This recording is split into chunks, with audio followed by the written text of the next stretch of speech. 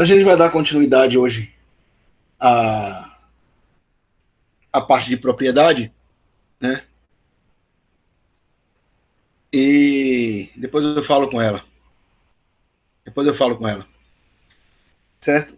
E a gente vai dar continuidade, então, aqui a direito a parte de propriedade. E a gente vai falar hoje sobre a parte da aquisição da propriedade. Né? A lei, ela vai fazer, o nosso Código Civil, ele vai fazer distinção entre a forma de aquisição da propriedade mobiliária e da propriedade e da aquisição imobiliária, né? Não é só para a gente ter fazer um recordar aí de algumas coisas, né? Via de regra, os bens móveis são aqueles passíveis de locomoção sem modificação de natureza, né? E os demais, via de regra, considerado então como bens imóveis, né? Sendo que a forma mais usual, né? A gente vai falando aqui de aquisição de propriedade mobiliária e aquisição de propriedade imobiliária, né? Via de regra, a mais usual para a propriedade imobiliária é justamente a figura da transcrição, né? Da transcrição, que seria efetivamente uma tradição formal, né? Mas existem, entretanto, outras formas de aquisição que são comuns, né? Podem ser comuns tanto para a aquisição de propriedade imobiliária quanto a propriedade imobiliária. Normalmente, a propriedade imobiliária, ela, por ser mais simples, nós temos a forma da tradição pura e simples, né? Se lembra quando a gente falou sobre a parte de direito em parte geral, né? Falamos também muito isso em obrigação, quando a gente fala da tradição, que na tradição nós temos três formas de tradição, né? Nós temos a tradição real, nós temos a tradição simbólica e nós temos a tradição ficta, né? Essa tradição ficta, inclusive daqui, vai ser justamente a forma de você fazer uma transcrição, uma das hipóteses da tradição ficta, né? Que é até a mais comum. Mas vamos aqui colocar também as outras formas de aquisição. Nós temos a figura da acessão, né? A acessão, e essa acessão pode ser tanto para bens móveis quanto para bens imóveis. Essa de cá vai ser apenas para bem imóvel, né? Nós vamos ter aqui também a figura do direito hereditário. Direito hereditário, né? Que, que é apenas para bens imóveis. E nós temos também a figura da uso capião, que serve tanto para bens móveis quanto para bens imóveis. Tá certo? Então, veja que a gente trabalha com essas três situações, essas quatro hipóteses aqui para aquisição das propriedades, né? Porque a tradição aqui, ela vai se dar tanto pela acessão quanto pela uso capião, inclusive, né? Agora, veja, por que é que a gente diz que o direito hereditário vai ser uma matéria específica lá de direito das sucessões? É uma forma de aquisição somente para os bens imóveis, por conta de uma disposição legal do artigo 80, inciso 2, que diz que considera-se como bem imóvel o direito à sucessão aberta. Então, o direito hereditário, por mais que o acervo deixado pelo morto seja constituído de bens móveis, o direito hereditário ele é considerado como um bem imóvel porque a pessoa vai ser a proprietária de todo aquele acervo patrimonial, né? Ele ou os outros co-herdeiros, caso existam co-herdeiros, e somente vai ser só vai ser dividido, cada um só vai entrar efetivamente na figura da propriedade quando houver a partilha dos bens ao final de um processo de inventário, né? Então, o artigo 1245 do Código Civil é que trata especificamente sobre as formas de aquisição, né, de bem imóvel. Né? Aí ele é taxativo, né, porque só tem essas quatro formas de aquisição de bem imóvel. Né? E essas quatro situações aqui, elas podem ser classificadas quanto ao modo O modo pode ser modo originário ou modo derivado. A gente aprendeu isso lá em posse, né? Posse originária e posse derivada. Aplica-se o mesmo conceito aqui para a propriedade, né? E quanto ao título, nós temos também a classificação universal e a título singular, da mesma forma com que a gente aprendeu lá em posse também, né? Então você pode ser proprietário ou possuidor a título universal, né? Ou singular, ou de forma originária ou de forma derivada. Basta analisar a existência da relação causal ou, a depender da situação, se você está adquirindo todos os bens de uma pessoa ou se você está recebendo apenas um objeto, né? E se você tem uma relação de causalidade com o proprietário antecedente e agora com o novo proprietário, tá certo? Agora, vamos analisar especificamente cada uma dessas 4 situações daqui, né? E a primeira que a gente vai estar trabalhando é justamente com a figura da transcrição, né? Vamos colocar aqui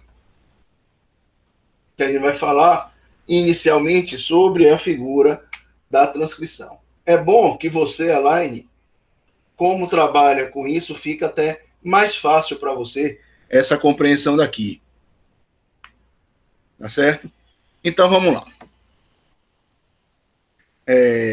A transcrição ela é regulamentada pelos artigos 197 e seguintes da Lei 6.015 de 73, que é a Lei de Registros Públicos, né? É uma forma derivada de aquisição de propriedade imobiliária, mas é uma coisa formal, né? E por meio da publicidade do contrato translativo junto ao registro de imóveis, né? Então, isso você bem sabe pelo fato de você ser uma corretora de imóveis. Então, essa parte é tranquila para você, né? Mas a gente tem que analisar que o princípio da publicidade, né, que é estabelecida por esse registro, ele gera uma presunção absoluta, né, em relação a essa forma de aquisição, porque o ato do registro, né, do contrato translativo no registro de imóveis, ele passa a ser de conhecimento geral, né, em princípio, não havendo a possibilidade de você alegar o contrário por conta da fé pública, inclusive, que os operadores lá do registro, eles têm, né? Só que além desse princípio da publicidade, nós temos outros 3 princípios que regulam, né, a transcrição, que é o princípio da continuidade, né, que os registros vão se dar pela ordem cronológica da apresentação no registro, né? Ou seja, esse sistema ordenado é importante para que se garanta aqueles privilégios reais, de créditos reais estabelecidos, né, no direito real. Temos o princípio da individuação, né, onde cada bem imóvel ele é individualizado no sistema registral, de modo que só vai existir uma ordem numérica das matrículas dos bens que forem registrados. E temos ainda o princípio da veracidade registral, né, que gera uma presunção relativa de que o conteúdo daquela transcrição ele é um conteúdo verdadeiro por conta dessa fé pública estabelecida para os servidores públicos, inclusive dos cartórios. Até aí tá tudo beleza? Pessoal que chegou aí agora, a gente está falando de forma de aquisição de propriedade móvel e imóvel, e estamos falando da transcrição como primeira forma de aquisição de propriedade imobiliária. Tá certo?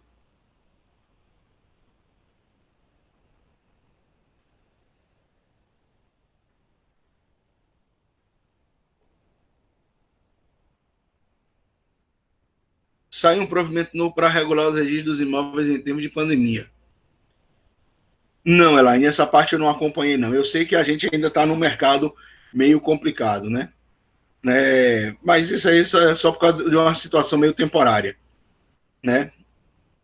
Até porque a gente não está tendo muita aquisição de propriedade, né? O pessoal estava vendo até hoje pela manhã né, a gente estava vendo o jornal dizendo que 60% das pessoas que estavam com interesse de comprar imóvel agora, ou alugar, inclusive, até alugar, eles vão deixar passar para essa fase de pandemia para eles decidirem o que é que eles vão fazer, né? Mas vamos lá. Agora, eu vou olhar aqui depois, então. Mas obrigado. Eu vou dar uma lida aqui depois nele para a gente ver, para eu ver o que é que ele fala aí, certo? Beleza. Provimento 94. Eu vou anotar aqui depois, eu vou para olhar depois, né? Deixa eu botar aqui. Provimento 94 de março, 28 de março de 2020. Vou olhar aqui depois. Obrigado, Elaine. Agora vamos lá. Vamos seguir aqui um passo a passo, né, para a transcrição. E aí, Elaine. Daniel, eu estou falando, o primeiro ponto que eu estou falando é justamente a transcrição. Eu falei aqui de alguns dos princípios que regulam, que regem a figura da transcrição. Tá certo? Vamos lá. Então, coloque aí. Para ocorrer a transcrição, né, a gente tem alguns ritos, temos um rito a ser seguido, né? Que, na verdade, vão ser aqui uns 10 passos para essa transcrição ocorrer de forma tranquila e que dê a garantia de segurança jurídica que a pessoa tem na aquisição dessa propriedade imobiliária, né? Primeiro passo que a gente tem na transcrição é a realização, a elaboração do contrato translativo. Veja que esse contrato translativo ele pode ser um contrato de compra e venda, ele pode ser um contrato de doação, pode ser um contrato irretratável de compra e venda, um contrato de permuta. Então, a gente tem que realizar esse contrato, porque quando se fala de bem imóvel, nós vamos ter uma formalidade muito maior. Então, você tem que ter uma segurança, e esse contrato ele tem que ser um contrato escrito onde você esteja exteriorizando expressamente todas as condições de aquisição para aquisição da propriedade, né? O segundo passo que se tem, é óbvio, a apresentação desse contrato translativo justamente no registro de imóveis para poder se fazer as anotações corretas no processo de transcrição. Aí vem o terceiro passo, que aí começa efetivamente o trabalho, né? E tem que ter até o cuidado jurídico em relação a essa parte, que é justamente a fase da pré-notação, né? Então, na transcrição, a gente tem que verificar o passo da pré-notação, né? A pré-notação é um ato administrativo vinculado, ou seja, o oficial do registro, ele tem que fazer, ou vamos analisar aqui a conduta que o oficial do registro ele pode ter, né? Então, é um ato administrativo vinculado pelo qual o oficial vai registrar o contrato translativo no chamado livro protocolo, né, que vai fazer que é a chave geral do registro, né? É um ato fundamental a prenotação, né? Porque a prenotação ela dá a prerrogativa real ao titular, né? E o oficial do registro, depois que fizer a prenotação, não tem como devolver o contrato, né, sem passar o contrato pelo crivo do juiz corregedor. É aí que vai se iniciar o processo administrativo. Não. Não, prenotação não é igual a verbação, não. Tá certo? A verbação é outra situação, né? Só para que a gente tenha a informação aqui, vou pegar aqui o artigo do Código Civil que fala da figura da verbação. Elaine, peraí. Aqui, artigo.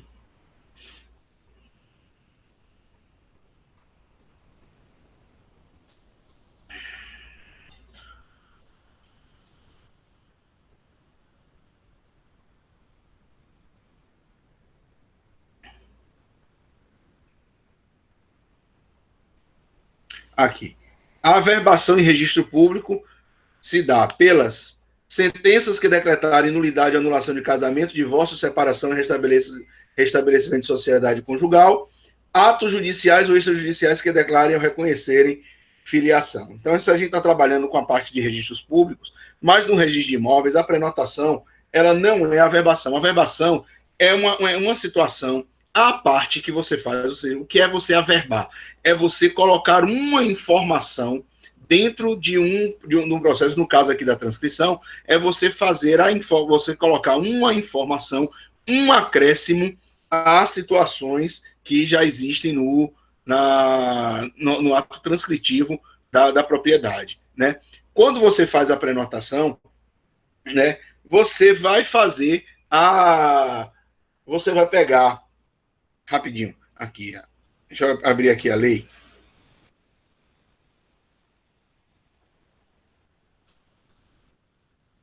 Né, prenotação.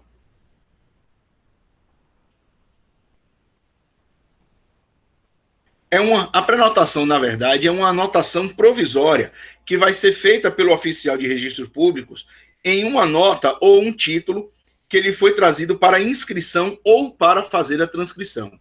Né? A averbação, ao final, vai ser a informação final que vai ficar registrada no caso aqui da escritura pública do imóvel. Tá certo?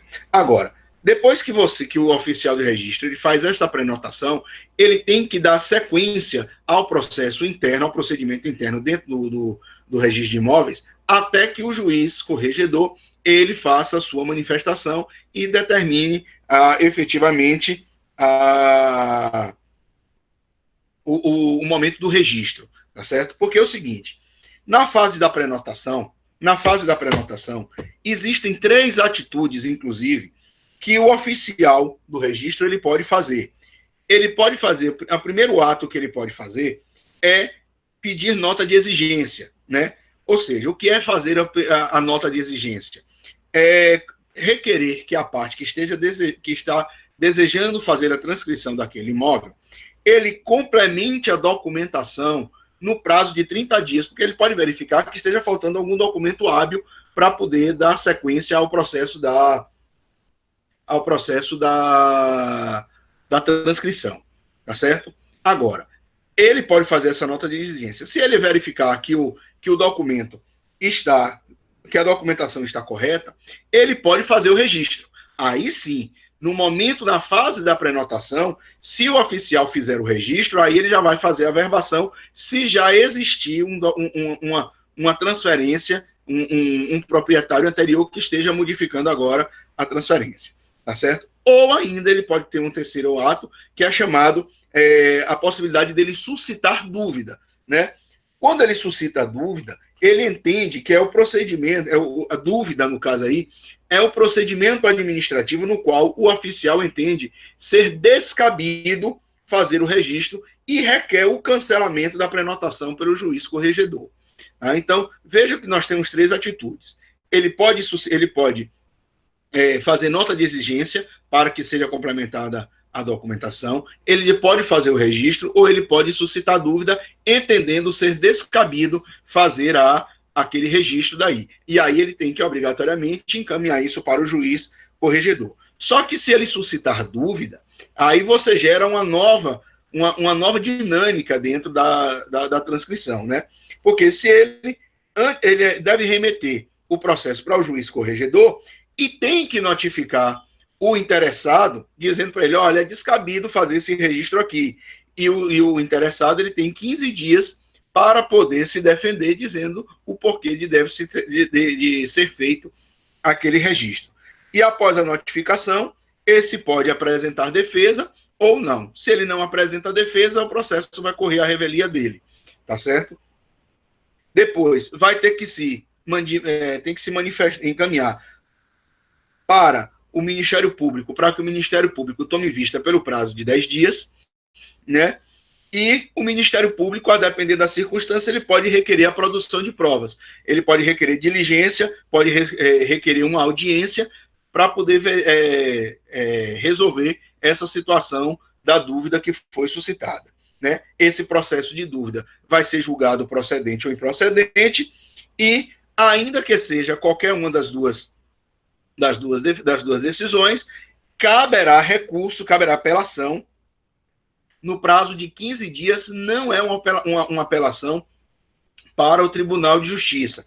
É uma apelação, como é vinculado ao juiz corregedor, é uma apelação encaminhada para o Conselho Superior da Magistratura, né? E dessa decisão não cabe recurso administrativo. Aí, se você entender que essa apelação, que a decisão dessa apelação, ela tenha causado qualquer prejuízo para a parte interessada, aí sim abre a possibilidade de se buscar o procedimento ordinário judicial agora, ou via mandado de segurança, ou via ação ordinária realmente, né? Então, é possível que ocorram essas situações daí, mas normalmente quando a documentação está toda ok, naquela fase da pré-notação, o oficial do registro, verificando que está tudo ok, ele faz o registro do imóvel, se for um imóvel novo, né? Ele vai tirar a informação daquele registro, daquela matrícula geral, quando você compra de por exemplo, um apartamento na planta, que ela vai ter aquele registro geral e vai transferir, fazer uma nova matrícula para o novo proprietário adquirente do imóvel, tá certo? Agora, é possível também ter um outro procedimento chamado de dúvida inversa. Nessa dúvida inversa, né? Nessa dúvida inversa, o que é que nós temos? Vamos imaginar que o oficial do registro ele se recusa a fazer pré-notação. Veja, é diferente o oficial do registro dizer que se recusa. Alguém está com o microfone ligado aí?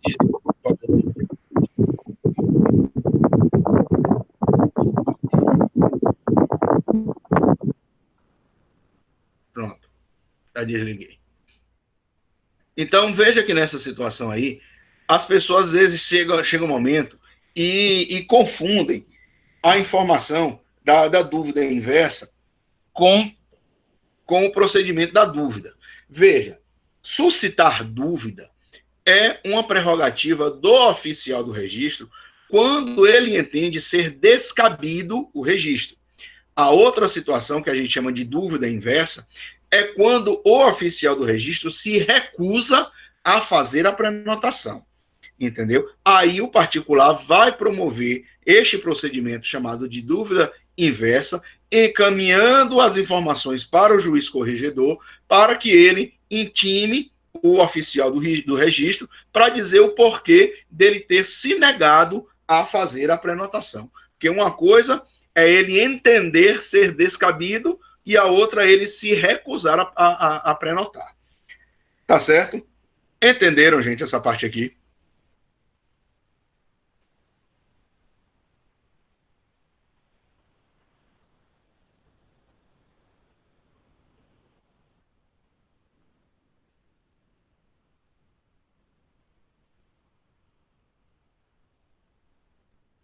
Beleza. Tá certo? Então, essa é a primeira forma que nós temos de aquisição de propriedade imobiliária, né? De propriedade imobiliária. A outra forma que a gente tem, que aí nós temos a possibilidade, tanto para bens móveis, né? Quanto a bens imóveis, né? Que é a figura da acessão, né? Vamos lá. Quando você fala de acessão, qual é o conceito? Tranquilo, Flávia. Beleza. Pega aqui o acompanhamento, depois você assiste o início da aula gravada. Não tem problema não. Tá certo? Primeiro a gente tem que dar uma definição para a figura da acessão, né?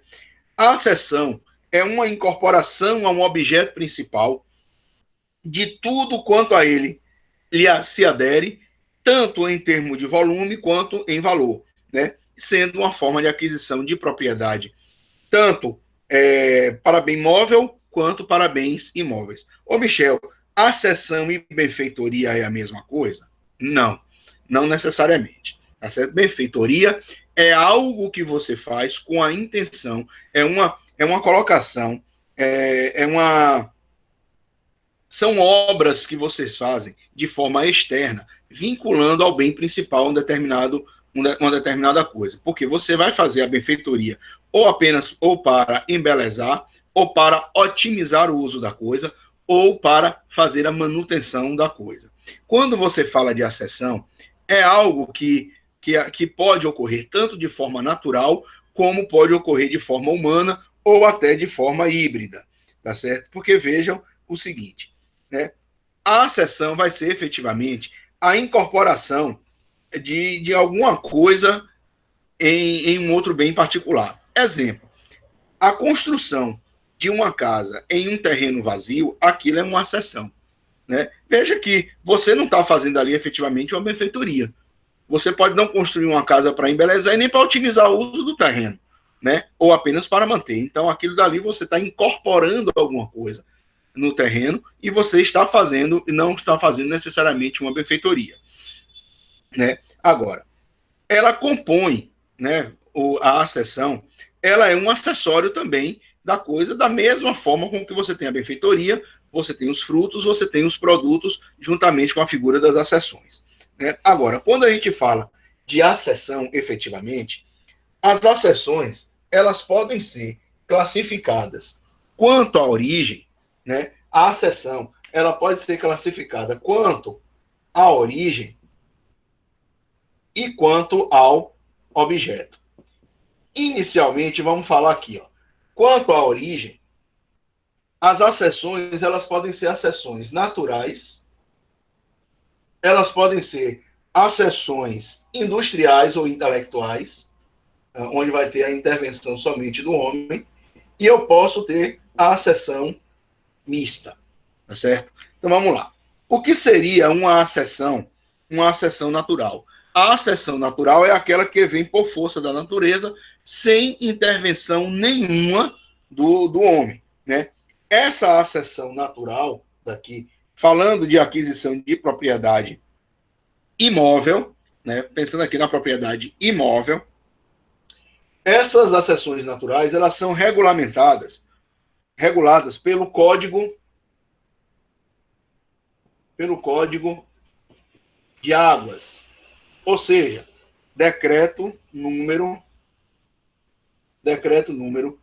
24.643 de 1934, tá certo? Então, esse Código de Águas é o que vai regulamentar, que vai regular as acessões imobiliárias de forma natural. Ou seja, nós estamos aqui com o Código de Águas e nas acessões naturais, analisando a formação das ilhas, dos aluviões, das avulsões e dos chamados alvéolos abandonados. Tá certo? Então, nas acessões naturais, de acessão como aquisição de propriedade imóvel via acessão, a acessão de origem natural são a formação das ilhas, dos aluviões, das avulsões e dos alvéolos abandonados. Tá certo? Quando a gente pensa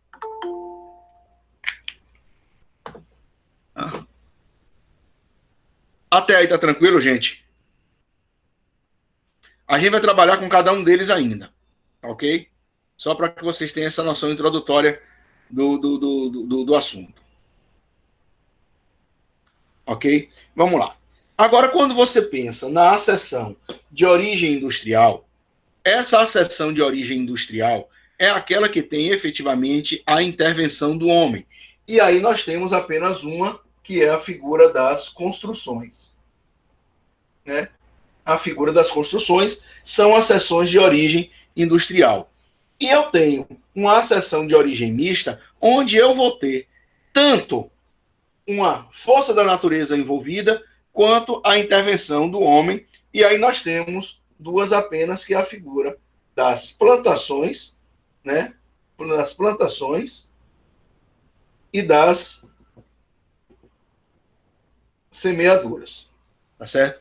Então, essas são as formas de aquisição, né, que nós temos de aquisição de propriedade imóvel em relação à origem.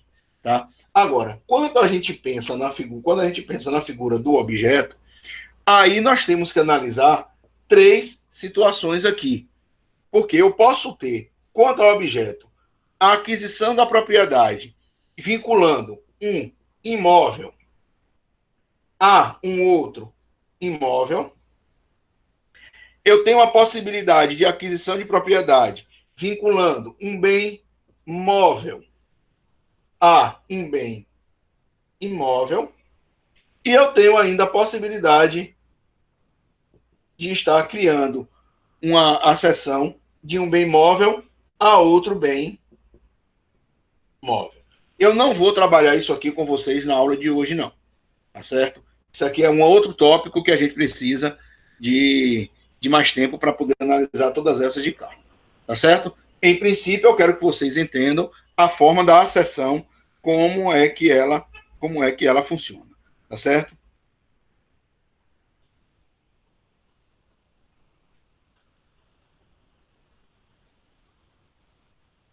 Beleza?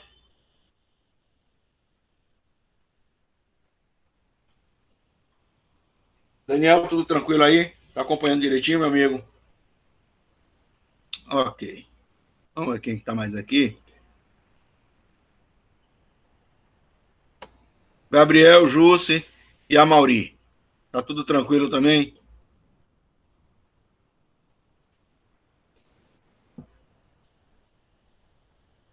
Vamos lá. Então, vou apagar aqui, porque a gente vai começar a trabalhar especificamente com as acessões de origem natural. Aí eu vou precisar aqui do nosso quadro.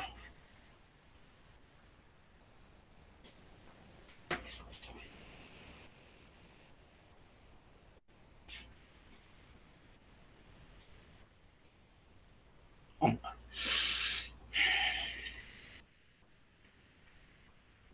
Quanto ao objeto da seção, veja que nós falamos aqui que as acessões naturais, elas podem ser a formação das ilhas, das avulsões, dos aluviões, né? Aluviões e a figura dos álveos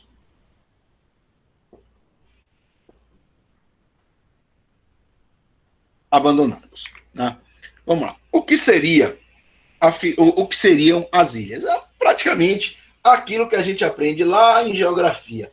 Ilha é uma porção de terra cercada de água por todos os lados. Beleza. Só que, juridicamente falando, né, as ilhas elas vão ter uma outra situação, né, por conta, ainda que tenha esse conceito geográfico, óbvio, isso não vai mudar esse conceito geográfico, mas a gente tem que analisar, inclusive, se essas ilhas, elas são ilhas, elas podem ser consideradas como bens públicos ou podem ser bens particulares, a depender da natureza das águas onde elas estão sendo formadas, tá certo? Então, se a ilha é formada em uma água pública, a ilha é pública. Se a ilha é formada em uma água de natureza considerada como água particular, ela vai ser uma ilha particular, né? Agora, o que nos interessa efetivamente é quando você tem essa possibilidade de você considerar um acréscimo na sua propriedade imobiliária, é, uma parte daquela ilha. Então a gente tem que analisar o seguinte aqui. Vamos verificar que aqui eu tenha, né? Vou colocar aqui até mais recortado, um, um rio, né? Aqui um rio. E existe aqui o terreno de A e aqui o terreno de B. E aí vai existir a formação de uma ilha no meio desse rio aqui. Aí vem a história. A quem pertence o rio? Ou a quem pertence a ilha? Né? De A ou de B? Como é que você vai dividir essa ilha se elas fazem parte, se ela foi criada num rio de água particular, onde beneficia tanto o terreno de A quanto beneficia o terreno de B? Bem, o Código de Águas ela diz o seguinte, que a incorporação da ilha particular ela vai ocorrer na proporção, presta atenção nisso, na proporção da testada do imóvel ribeirinho através de uma linha perpendicular traçada até o meio do álvel. Álvel é rio, tá? Então veja, eu vou imaginar aqui uma linha imaginária, né? traçada no leito do rio. E aí eu vou fazer uma proporção. Veja que o terreno ele é cheio de retrância de um lado ou de outro. Então eu vou fazer um cálculo de proporção proporcional para saber aonde é o ponto, mais ou menos, onde vai ficar igual para uma parte e para outra. Né? A proporção da testada do imóvel ribeirinho. O que é o imóvel ribeirinho? Imóvel ribeirinho é esse daqui onde a terra encontra com a água. Isso é que é imóvel ribeirinho. Então eu tenho que fazer uma proporção. Então eu vou ter que fazer uma proporção de terra aqui. É preciso de um geofísico, né, para um engenheiro agrônomo, sei lá, para poder fazer esse cálculo para saber qual é a proporção que nós temos aqui de imóvel ribeirinho. É como se ele estivesse pegando aqui o ponto máximo que ele toca, ó, fazendo aqui e fazendo uma proporção, né, dessa parte daqui que ele não toca na água para saber onde é o ponto médio que vai ser feito uma linha traçada a linha até o leito até o meio do rio, né? Dessa parte daqui ele vai traçar uma linha perpendicular e o que tiver do lado de cá desse terreno ele vai ser incorporado ao terreno de A. E o que tiver do lado de cá também vai ser incorporado a B. Entenderam, gente, essa parte daí? Nós advogados, a gente só pode discutir nessa situação aqui, a não ser que a gente seja engenheiro, a gente só vai discutir o cálculo, né? Apenas o cálculo. Como advogado, a gente tem que saber como é que é feito esse cálculo. A gente vai chegar e dizer, olha, foi feita a proporção, porque você vai fazer um cálculo, Elaine, né? De como se fosse uma linha reta aqui. Mas veja que você tem retrâncias do terreno. Então eu tenho que fazer um cálculo proporcional para saber qual vai ser a linha média que eu vou traçar até o leito do rio para saber o que é que eu vou incorporar pela ilha particular ou não. Só que a gente, advogado, não vai fazer isso. Você, corretora de imóveis, também não vai fazer isso. A gente precisa de uma pessoa que tenha capacidade para poder fazer esse cálculo. Um engenheiro agrimensor, um engenheiro, um geofísico, alguma pessoa. Não, não, não. Você vai fazer aqui a proporção da testada do imóvel ribeirinho. A lei fala testada do imóvel ribeirinho. O que é a testada? A testada é o ponto onde a terra seca encontra com a água.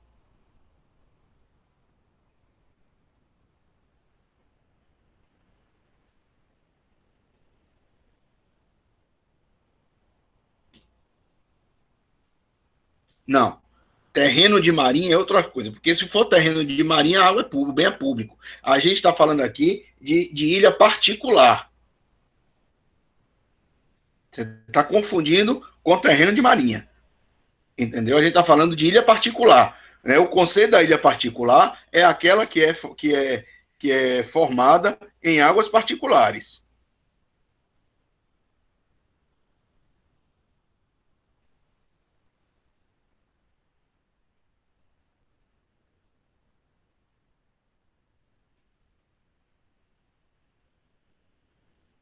Tá certo?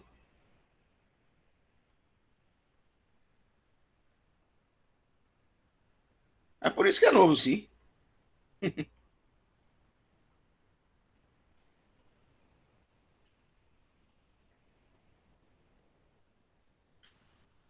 Tá certo? Então, a testada, né, é o contato, né? É o contato que você tem, né?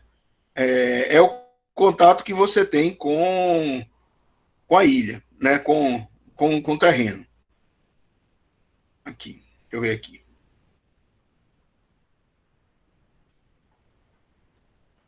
Hum,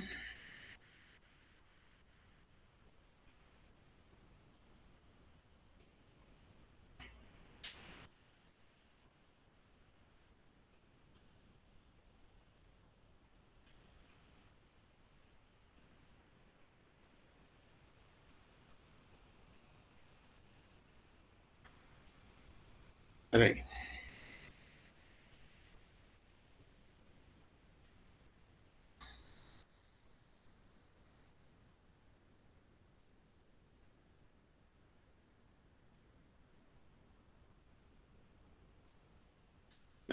Tá certo? Então, a testada é o ponto onde a terra seca ela encosta, ela toca no rio particular aqui.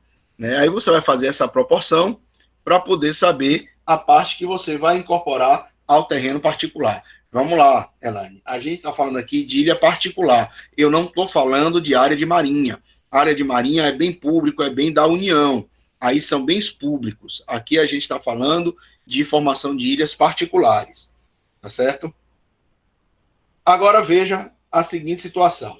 Esse mesmo conceito aqui, a gente também pode aplicar à figura dos chamados alvéolos abandonados, né? Que é a outra parte daqui que nós temos. Alvéolos abandonados, né? Álveo abandonado é o rio que secou naturalmente, né? Ou seja, o rio ficou aqui seco agora.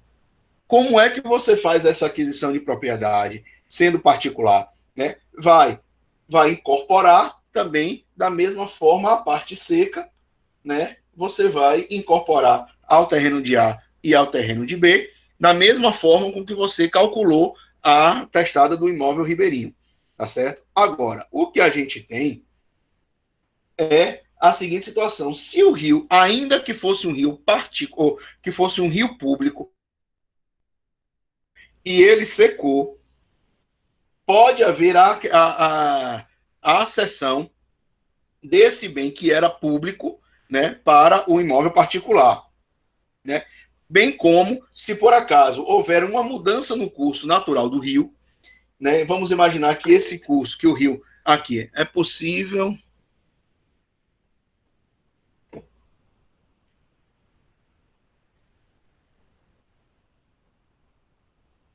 Não, você vai ter que sempre fazer essa informação. Quem que seria o órgão licenciador? Né? Aí você teria a Agência Nacional de Águas. Aí você vai ter que dar a informação de que você está fazendo a aquisição, né, por conta dessa situação, porque pode ser para incorporar essa área seca, a própria lei já determina isso lá no Código de Águas, entendeu? Então, se eu incorporar a área seca, é porque o rio vai secou totalmente. Ele não é aquela questão de ser um rio, de ser um rio temporário, que tem um período que ele está cheio e outro rio que ele está seco, não. Né? Então é quando ele secou realmente, quando a fonte do rio secou. Aí você não vai ficar com aquela parte seca sem dono. Aquilo não vira uma terra devoluta. Né? Aquilo dali ela pode ser incorporada ao terreno dos bens ribeirinhos. Óbvio que você vai informar essa situação até para que você faça alteração no seu registro de imóvel lá. Né? Porque quando você for fazer uma área, uma demarcação de terra, você tem que modificar lá, inclusive, o registro por conta do aumento ou do decréscimo da área que você teve. Vamos imaginar aqui, por acaso, que agora um rio, naturalmente, ele encheu e aumentou a sua vazão e que, de forma permanente, ele diminuiu o terreno de ar. Vamos imaginar aqui que houve um acréscimo aqui, ó, da margem do rio. O rio aumentou aqui a sua margem. Não vai haver indenização pela União, ou se for um bem público, ou pela outra parte, em relação a esse terreno aqui que A perdeu, não. Porque aí é modificação natural das águas.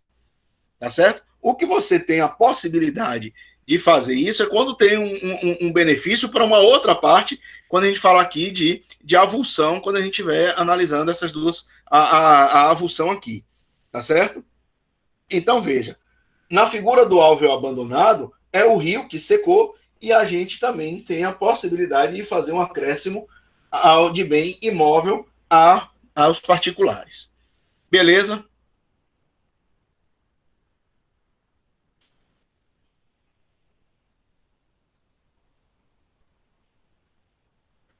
Beleza. Agora veja o seguinte: nós temos aqui a figura ainda do aluvião. Aluvião e a figura da avulsão.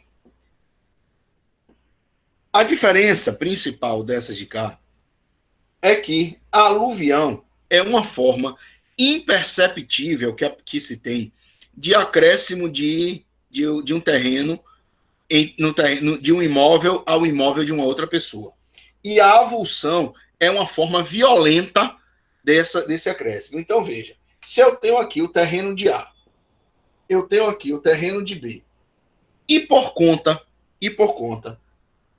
das cheias do rio, ou vazantes do rio, né, imperceptivelmente, né, uma coisa que vai ser gradativa, né, reiterada, de forma que você não tenha como perceber, alguns pedaços do terreno de A, eles podem se incorporar ao terreno de B ao longo do tempo, né, por conta da cheia e por conta da vazante. Quando essa parte é de forma imperceptível, nós chamamos isso de aluvião, né? Quando esse aluvião ele se dá por conta da enchente, né? Por conta da enchente, quando o rio na sua enchente ele traz detritos e esses detritos eles se agregam ao terreno de ar, nós chamamos isso de aluvião própria, porque por conta da enchente ele está trazendo. Agora, se houver uma vazante do rio e essa vazante do rio aqui ela esteja tirando do terreno de ar aqui e incorporando a uma ilha que pertencia a B ou a outro terreno de B, nós chamamos isso de aluvião imprópria. A aluvião própria se dá pela enchente do rio. A aluvião imprópria se dá pelo decréscimo das águas, tá? Pela vazante do rio. Tá certo? Mas isso vai se dar de forma imperceptível. Porque se for de forma violenta, aí nós temos a figura da avulsão. Então, veja, nós temos aqui uma grande enxurrada, né? Vamos imaginar aqui, ó.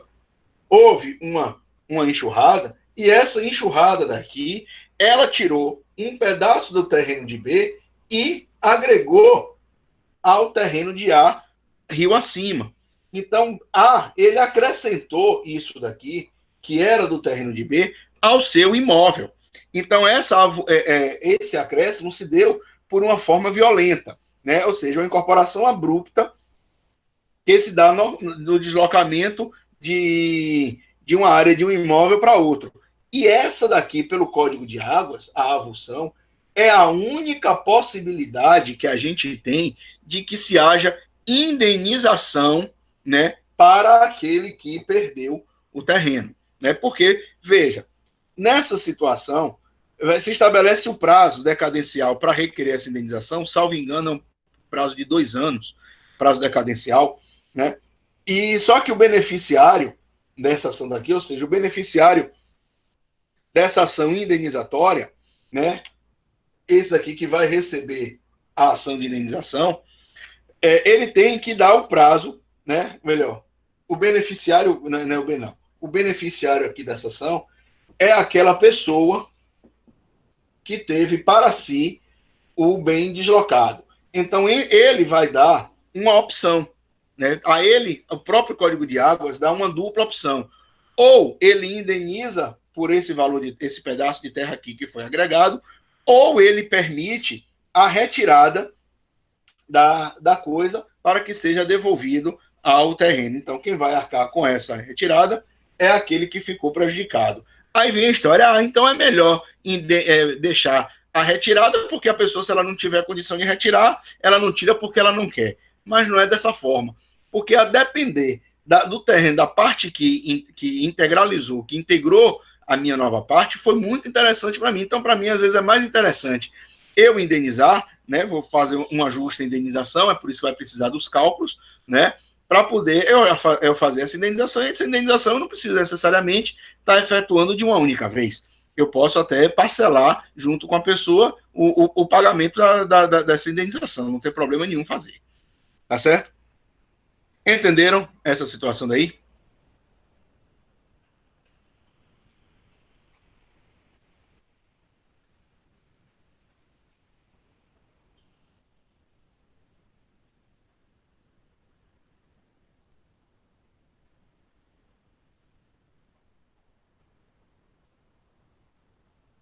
Tranquilo. É bom mesmo.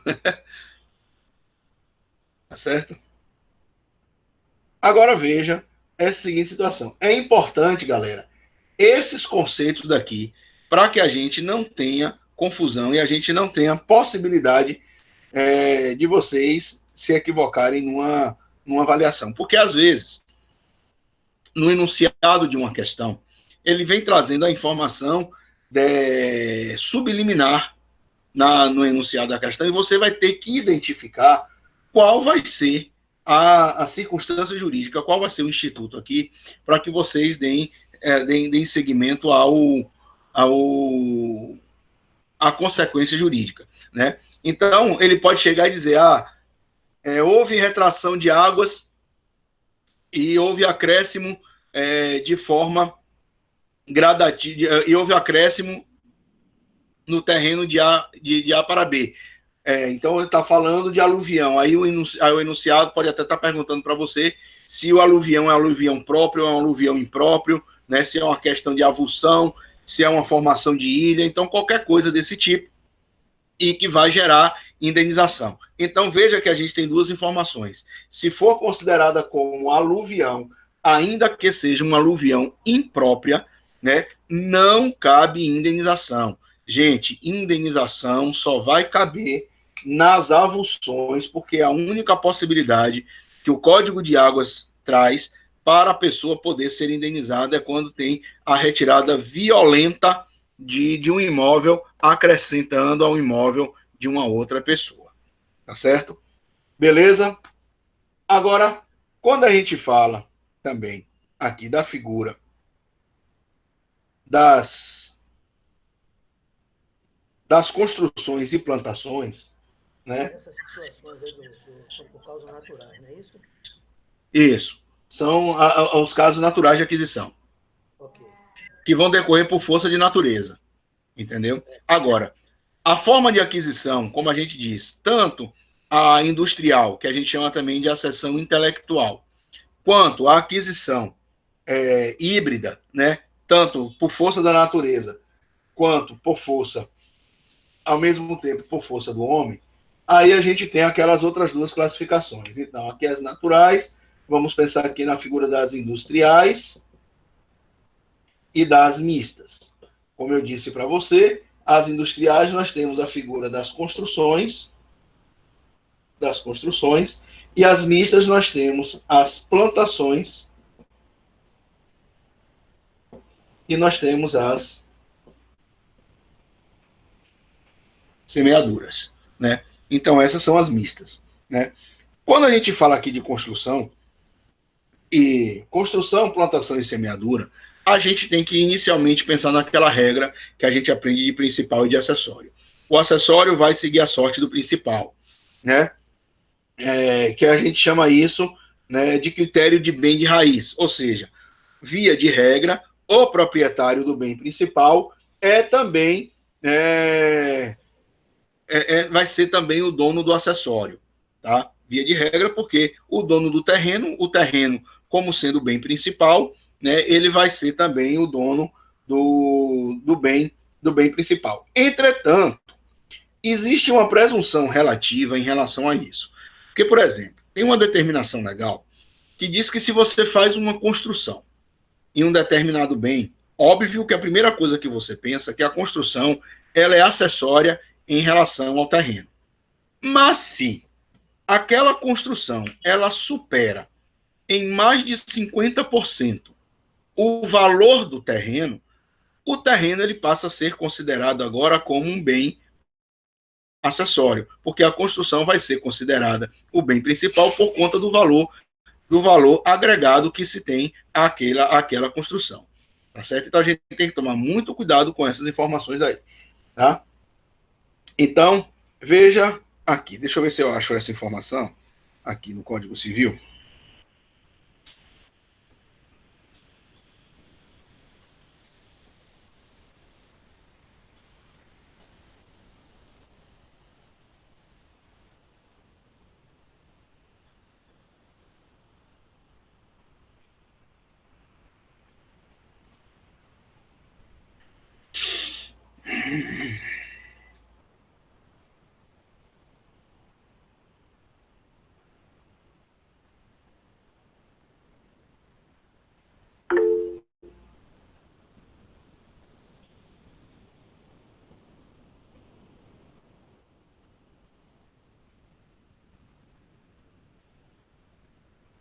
Tá bom. Pode usar isso aí, Daniel, sem problema nenhum. Vou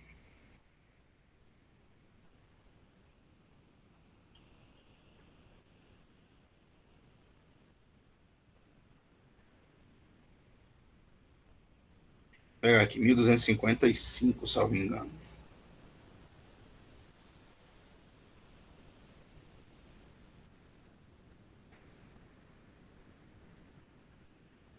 Aqui, o parágrafo único do 1255. Ó, vamos ler o artigo todo. Aquele que semeia, planta ou edifica em terreno alheio, perde, em proveito do proprietário, as sementes, plantas e construções, se procedeu de boa-fé, terá direito à indenização. Parágrafo único. Se a construção ou a plantação exceder consideravelmente o valor do terreno, aquele que de boa-fé plantou ou edificou adquirirá a propriedade do solo, mediante pagamento da indenização fixada judicialmente, se não houver acordo. Tá certo? Então, veja que essa situação daqui, eu posso fazer uma alteração no direito de propriedade, né, por conta da construção que foi feita. Óbvio que o que a legislação está trazendo aí é a situação de você ter a construção ou a plantação, né, feita de boa fé ou de má fé. Aí tem algumas situações interessantes aqui, porque eu posso verificar o seguinte: a pessoa que construiu, ela tem, vamos imaginar, eu tenho um chamado principal, o bem principal próprio, né? E o acessório que foi feito é um acessório alheio, né? Como eu posso ter o principal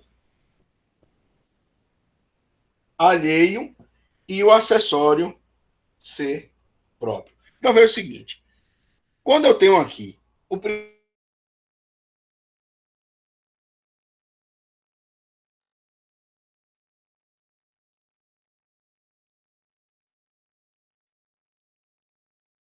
principal próprio material de um terceiro, aí se eu estava de boa fé, né, eu tenho que indenizar o dono do material que eu utilizei pelo valor do material que eu utilizei dele, né? Se eu estava de má fé, além de indenizar, eu vou ter que indenizar pelo valor agregado, ou seja, em cima do valor daquilo que foi construído, somado com perdas e danos. Então, veja, se eu pego o material de uma terceira pessoa para construir no meu terreno e eu estava de má fé, eu tenho que indenizar pelo valor daquilo que eu construí, porque eu estava de má fé e seria um enriquecimento sem causa, tá certo? Agora, se eu estava de boa fé, então eu pego e apenas indenizo pelo valor do material que foi utilizado. Agora, se eu tenho o principal alheio e o acessório próprio, veja o seguinte, aqui, eu, que sou dono do acessório, né? Eu que você é a pessoa que vou construir no terreno de uma outra pessoa. Se eu agir de boa fé, a construção que eu fiz no terreno de outro, eu tenho direito a ser indenizado por aquilo que eu construí. Se eu agir de má fé, eu tenho a obrigação ou de demolir aquilo que eu construí e tenho que pagar as perdas e danos, que essa é uma forma de devolver o objeto no estado em que se encontrava. Agora vem a regra do parágrafo único do 1255. Se a construção excedeu, né, o valor, consideravelmente o valor do imóvel, né, aqui, aquele que semeia, planta ou edifica em terreno alheio, perde em proveito do proprietário, né, em proveito do proprietário, as sementes, as plantas e as construções. Se ele procedeu de boa fé, ele tem direito à indenização. É isso que nós estamos analisando aqui nessa parte aqui de baixo. Parágrafo único. Se a construção ou a plantação exceder consideravelmente o valor do terreno, aquele que, de boa fé, plantou ou edificou, adquire a propriedade do solo, inclusive, mediante o pagamento da indenização fixada pelo juiz. Né?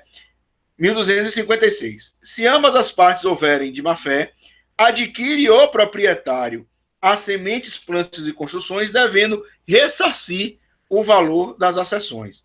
Presume-se de má fé no proprietário quando o trabalho de construção ou lavoura se fez em sua presença e sem impugnação sua. Você está vendo que a pessoa está construindo e você simplesmente não se manifesta como se diz, deixa o abestalhado aqui construir para mim e eu vou obter a propriedade daquilo que ele está fazendo para mim. Então, essas informações, galera, elas estão aplicadas, elas são aplicadas com base nos artigos 1253 a 1259, que fala exatamente sobre as plantações e as construções. Beleza? Entender essa parte?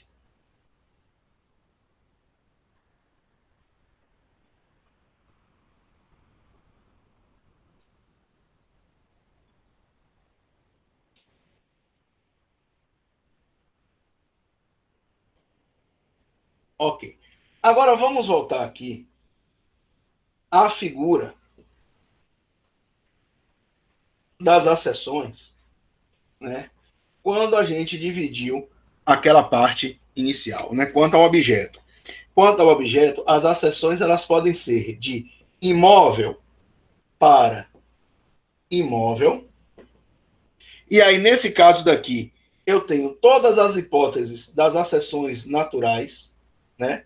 Das acessões naturais, ilhas, alvéolos abandonados, aluviões e avulsões. Então, toda vez que vocês estiverem estudando, quando vocês estiverem estudando essa parte, e ele fala lá, acessão de imóvel para imóvel, são todos esses casos aqui das acessões naturais.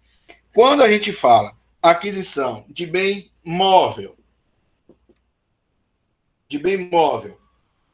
a um bem imóvel, nós estamos diante da figura das construções, das plantações, né? Ou seja, e das semeaduras, que são aqui essas últimas hipóteses que a gente analisou aqui agora. Entretanto, a gente tem uma outra situação que aí a gente tem que tomar um cuidadozinho interessante, mas é uma matériazinha simples de se compreender, quando a gente analisa as acessões de um bem móvel a um outro bem móvel. E aí nós temos 4 espécies de acessão em relação a isso.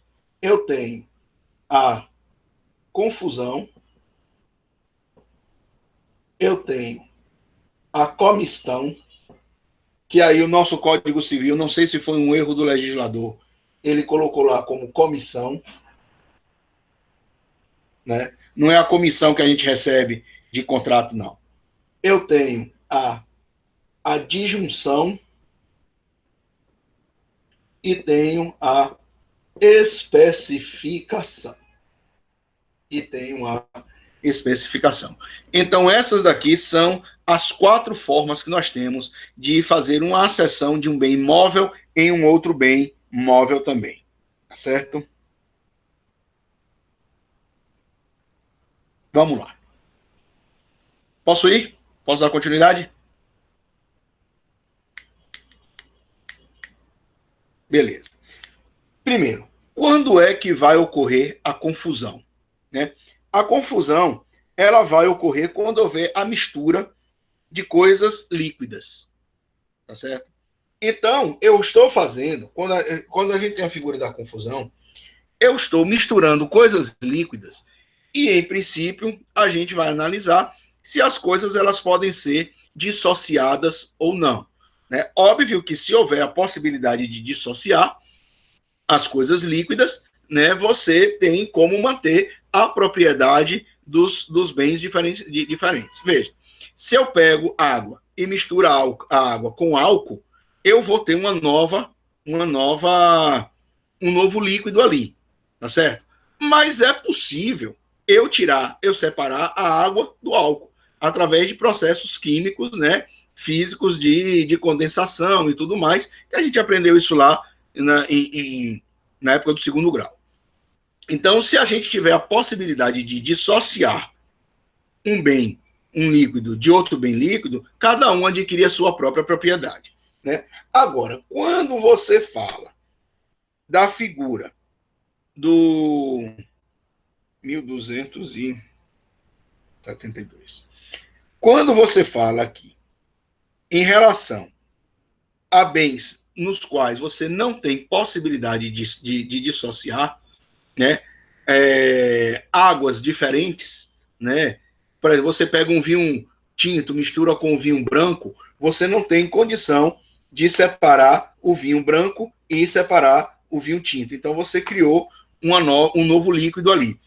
O que é que o Código Civil ele estabelece em relação a isso daqui? Só, antes da gente ler aqui o que o Código diz, vamos pensar primeiro nesse conceito. Então vamos lá. Confusão é a mistura de coisas líquidas. A combustão ou comissão, né, é a mistura de coisas sólidas, líquidas e aqui coisas sólidas.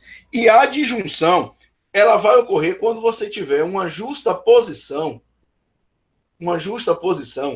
de um bem em relação a outro, no qual você não tem a possibilidade de dissociar sem estragar com o bem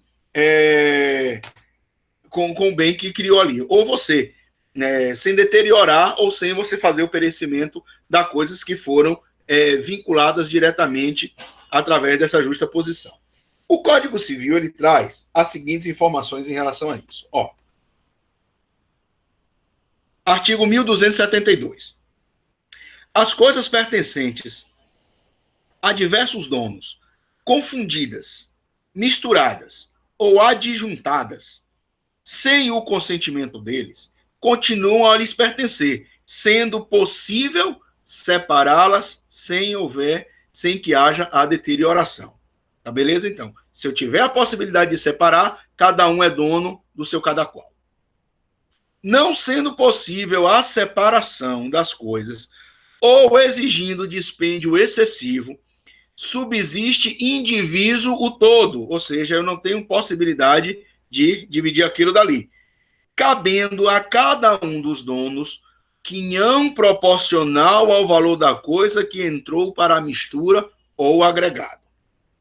Então você vai analisar nessa situação o quê? Que eu entreguei um líquido, 70% do novo líquido foi eu que patrocinei, 30% é seu, então eu sou dono de 70% e você de 30%. Se uma das coisas puder considerar-se principal, o dono ser-lo-á no todo, indenizando os outros. Ou seja, na figura da adjunção. Se eu tenho uma caixa de ferro e faço uma solda de uma barra de ferro, óbvio que isso aqui vai ser considerado como bem principal, né? Um parafuso que a gente aperta dentro do motor e solda ele ao motor. Qual é o bem principal? É o parafuso ou o motor? O motor. Então, o dono do motor, ele vai ser o proprietário do parafuso, mas terá que indenizar o dono do parafuso. 1273. Se a confusão, a comissão ou a disjunção se operou de má fé, galera, o que cai em prova, às vezes não é nem um conceito, é a consequência jurídica da forma que vai ter, de acordo com que a forma foi confundida, misturada ou adjuntada. Se a confusão, a comissão ou a disjunção se operou de má fé, a outra parte, aquele que estava de boa fé, caberá escolher entre adquirir a propriedade do todo, pagando o que não for seu, abatida a indenização que lhe for devida, ou renunciar ao que lhe pertencer, caso em que será indenizado. Tá? 1274. Se da união, aí essa já é especificação, né? Se da união de matérias de natureza diversa se formar espécie nova, a confusão, comissão ou adjunção aplicam-se as normas dos artigos 1272 e 1273. Porque, veja, o que é a figura da especificação? Na especificação é quando você cria uma nova espécie. Você trabalha com o bem de uma outra pessoa, né? E você cria uma nova espécie, né? Mas a especificação, desculpa a redundância, a especificação, especificamente, ela é regida pelos artigos 1269 a 1271, que a gente vai ler daqui a pouquinho para vocês. Mas primeiro eu quero que vocês entendam como funciona as consequências jurídicas da confusão, da comistão e da adjunção. Qual é a consequência? Eu tenho que analisar se a pessoa estava de boa ou de má fé, eu tenho que verificar se as coisas podem ser separadas sem deteriorar, e, em princípio, se todos estavam de boa fé, eu estou fazendo aqui, nessa situação, a figura de um condomínio de pessoas em relação a um determinado bem. Eu estou criando a modificação da propriedade daqueles bens. Tá certo? Entenderam essa parte, gente?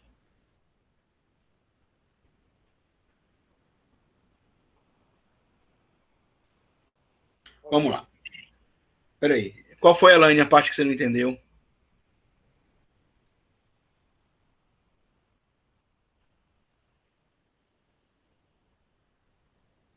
A disjunção ou a questão da indenização?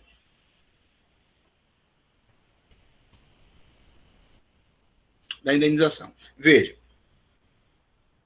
A gente tem que analisar se as partes estavam de boa ou de má fé.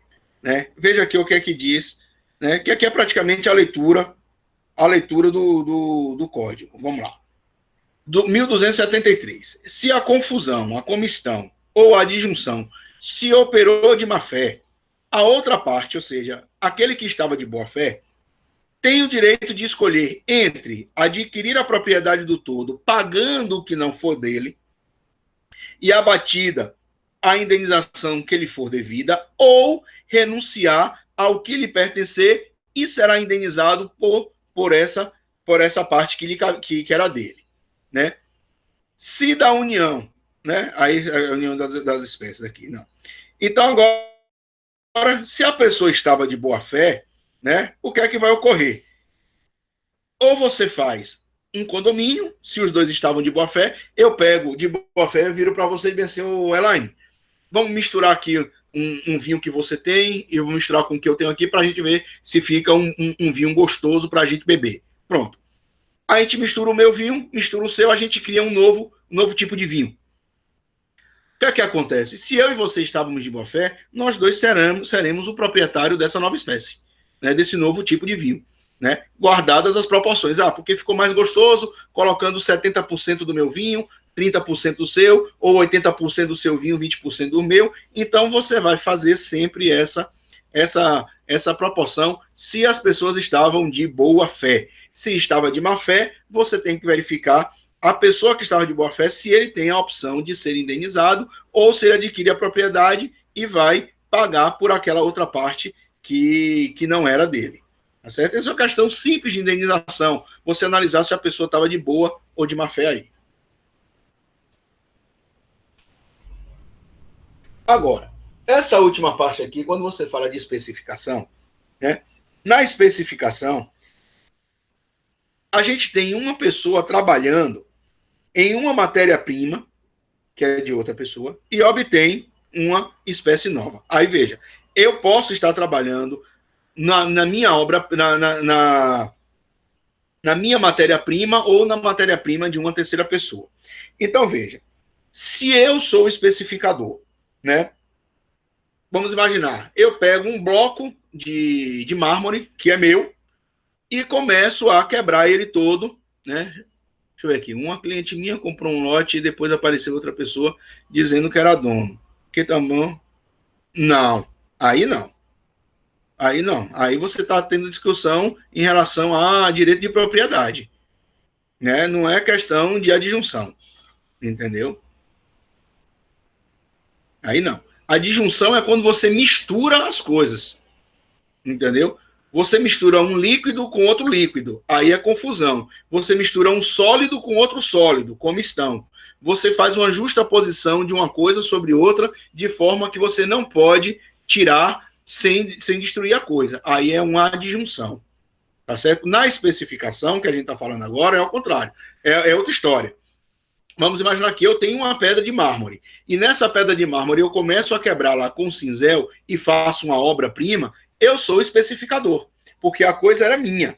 Então, se a matéria-prima pertencia a mim, que sou especificador, eu sou o proprietário de tudo. né? Agora, se a matéria-prima não pertencia a mim, vamos imaginar que a pedra de mármore seja de vocês e eu sou o artista. Eu vou lá e quebro, começo a quebrar e faço uma nova, um busto, eu faço uma estátua de acordo com o meu trabalho, né? Se a obra-prima não pertencia a mim, que sou o especificador, e eu sou o especificador, o que é que vai ocorrer? Eu, se estava de boa fé, a espécie nova é minha, mas eu tenho que indenizar vocês porque vocês são dono da obra-prima. Agora, se eu estiver de má fé e a obra nova, aquilo que eu especifiquei, vai ser de propriedade de vocês, proprietários. Vamos aqui. Olha o que diz o artigo 1269 e 1260. Aquele que, trabalhando em matéria-prima em parte alheia, obtiver espécie nova, desta será proprietário se não puder restituir a forma anterior. Né? 1270. Se toda a matéria for alheia e não se puder reduzir à forma original, será do especificador de boa fé a espécie nova, sendo praticável a redução, ou quando impraticável, se a espécie nova se obteve de má fé, pertencerá ao dono da matéria-prima a nova espécie. Em qualquer caso, inclusive o da pintura em relação à tela, da escultura, escritura e outro qualquer trabalho gráfico em relação à matéria-prima, a matéria nova será do especificador se o seu valor exceder consideravelmente o da matéria-prima. Então veja que o próprio código ele traz todas as informações de possibilidade de indenização a depender da figura e da consequência jurídica, se a pessoa estava de boa fé ou se ela estava de má fé. Se ele trabalhou em matéria, em terreno ou em matéria-prima pertencente a uma terceira pessoa, ou ele trabalhou em coisa própria sua. Tá certo? Agora, quando você fala de especificação, eu tenho uma matéria-prima específica e transformo aquela matéria-prima em uma obra nova. Eu posso chegar e pegar uma pepita de ouro e transformar aquilo numa corrente, numa pulseira, num anel. Aí eu estou criando uma especificação, porque eu estou partindo de uma obra, de uma matéria-prima, e estou criando uma espécie nova. Entenderam, gente, essa parte daqui? Positivo. Na especificação, né? Na especificação, o que você vai ter é que verificar, tem que se verificar a possibilidade de retornar à matéria-prima. Se não for possível retornar, aí você vai aplicar os critérios de indenização, né? Pela questão da boa ou da má-fé. Beleza, gente? Tá tranquilo? A gente já deu mais uma adiantada aqui, agora, né? Em propriedade, né? Nessa parte de acessão. E aí eu vou deixar para falar de uso capião com vocês na próxima aula, né? Porque é outra forma de aquisição de propriedade, tanto móvel quanto imóvel. Ok? Beleza? Professor? Oba! Esse link se mantém em todas as aulas? O mesmo? Agora sim. A partir de agora vai ficar mantido. Esse mesmo link de hoje. Isso. Outra coisa, aquela tarefa do AVA, com 6 questões, é para responder os três... Não confunda não, não confunda não. Uma coisa é o AVA e outra são os casos práticos que eu estou mandando para vocês. Ah, sim, as tarefas. Sim. A do AVA vai ser aberto para vocês a partir do dia 3 de maio, de 3 a 7 de maio. Vocês vão responder diretamente no sistema. Okay. Aquelas questões que eu estou mandando para vocês, vocês vão me entregar de forma presencial quando a gente tiver a primeira aula depois do isolamento. Que aquilo dali vai ser o resto do VT de vocês. Mas a dúvida são 5 questões e 3 enunciados cada um. É para responder os 3 ou escolher um? Não, eu não mandei. Eu já mandei 10 questões, 10 casos práticos para vocês. Eu já mandei 5 na semana anterior e já mandei 5 ontem. Ah, o de ontem eu não vi. Então eu vou estar mandando hoje. Não, desculpa, eu vou mandar hoje. Ah, então são 5 por semana. no caso. Exatamente. Não, a minha dúvida é o seguinte: o senhor está mandando em 5 e 5, correto? Sim. As 5 questões, ela tem A, B e C. Responde as 3, A, B e C, ou Tem que escolhe responder uma. tudo, é caso aberto. Ah, sim, A questão pronto. não é questão subjetiva, não é questão Ah, objetiva, não. certo, certo, certo, Só são questões subjetivas. certo. E responde todas. Responde Ok. todas. Se você não Beleza. responder, vai diminuir a nota. Negativo. Se você não responde, eu vou dar nota graciosa. Mas eu vou responder, rapaz. Ah, tá. Um abraço. Valeu, meu amigo.